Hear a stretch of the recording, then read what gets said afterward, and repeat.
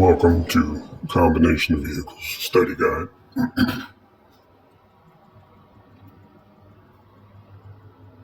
Bobtail tractors can take longer to stop than a combination vehicle loaded to maximum gross weight. There are two things that a driver can do to prevent a rollover. Keep the cargo as close to the ground as possible, low center of gravity, and go slow around turns. Fully loaded rigs are 10 times more likely to roll over and crash than empty rigs. Older trailers, semi-trailers made before 1975, equipped with air brakes, often do not have spring brakes. It is very important you use wheel chocks when parking trailers without spring brakes. Hand valve, sometimes called trolley valve or Johnson bar, should only be used to test the trailer brakes. Should not be used when driving because it can make the trailer skid. Never use the hand valve for parking because all of the air may leak out and unlock brakes in trailers that do not have spring brakes. The safety catch for the fifth wheel locking lever must be over the locking lever for coupling to be complete. On some fifth wheels, the safety catch must be put in place by hand. The locking jaws should close around the shank of the kingpin. You should go under the trailer and look into the back of the fifth wheel to make sure the fifth wheel's jaws have closed around the shank of the kingpin. If the locking lever is not locked after the jaws are closed around the kingpin, the coupling is not right and must be fixed before driving the rig.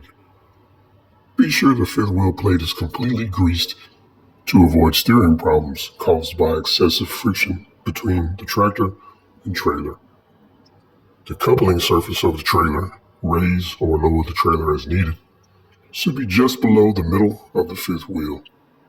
If the trailer is too low, the tractor may strike and damage the nose of the trailer. The trailer is at the right height when it will be raised slightly as the tractor backs under it.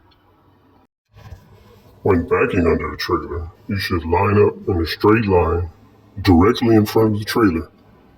Never back up at an angle because you may push the trailer sideways and break the landing gear. Make sure the trailer brakes are locked before backing under a trailer. You can do this by pulling out the air supply knob or moving the tractor protection valve control from normal to emergency. You should wait until the air pressure in the whole air system is normal before backing a tractor under a trailer. After connecting air lines between the tractor and the semi-trailer, you should supply air to the trailer system. Pull out the air supply knob to lock the trailer brakes. Before braking under the trailer, you're up against the fifth wheel. After coupling to a semi-trailer, never drive away before raising the landing gear all the way up and securing the crane handle safely. After lifting the landing gear and the full weight of the trailer is resting on the tractor, check for clearance between the tractor frame and the landing gear so that it doesn't hit during sharp turns. Check for clearance between the back of the tractor and the nose of the trailer. To check that the tractor to the semi-trailer connection is secure, raise the trailer landing gear slightly off the ground and pull the tractor gently forward while the trailer brakes are still locked to check that the trailer is locked onto the tractor. That's called the tug test. The air leakage rate for a combination vehicle with the engine off and brakes off should be less than 3 psi. For single vehicles, the engine off, brakes off, air leakage should be less than 2 psi. The air leakage rate for a combination vehicle with the engine off, brakes on, should be less than 4 psi. For single vehicles, engine off, brakes on, air leakage should be less than 3 psi. Airlines on combination vehicles are often color-coded to keep them from getting mixed up. The emergency line, hose couplers, glad hands, is red, and the service line, hose couplers, glad hands, is blue. When you're not towing a trailer, glad hands should be locked together or dead-end dummy couplers should be used to prevent water and dirt from getting in the couplers in the air lines. Air is supplied to the trailer tanks by pushing in the trailer air supply valve. The trailer air supply control is a red 8-sided knob that controls the tractor protection valve. Push in to supply air, releases, turns off emergency brakes to the trailer. Pull out to shut off air and put on the trailer's emergency brakes.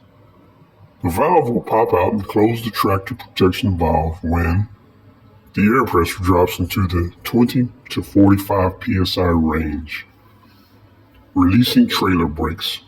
You should hear the brakes move when applied and hear air escape when the brakes are released. If the emergency airline breaks, the emergency trailer brakes come on and the tractor protection valve closes, keeping air pressure in the tractor. A major leak in the service line will cause air pressure loss when you apply the service brakes and will cause the trailer emergency brakes to come on if you continue to lose air. In order to perform the leak test, you should have full air pressure at 125 psi. Prevent the vehicle from moving using your chocks. Place it in gear, turn the engine off, release the parking brakes. Then when you have the leak test, it's going to be the numbers that we have are combination vehicles, which are your truck trailer or truck trailer trailer, versus a single vehicle, which is simply a bus or just a regular truck. So what happens is you have max loss, and that's what we're looking at, the max PSI that's being lost. It's no brake versus brake. All right, so first we have the leak test, combination vehicle. No brake, 3. Brake, 4. Single vehicle. No brake, 2. Brake, 3.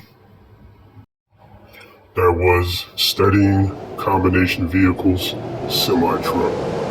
Thank you.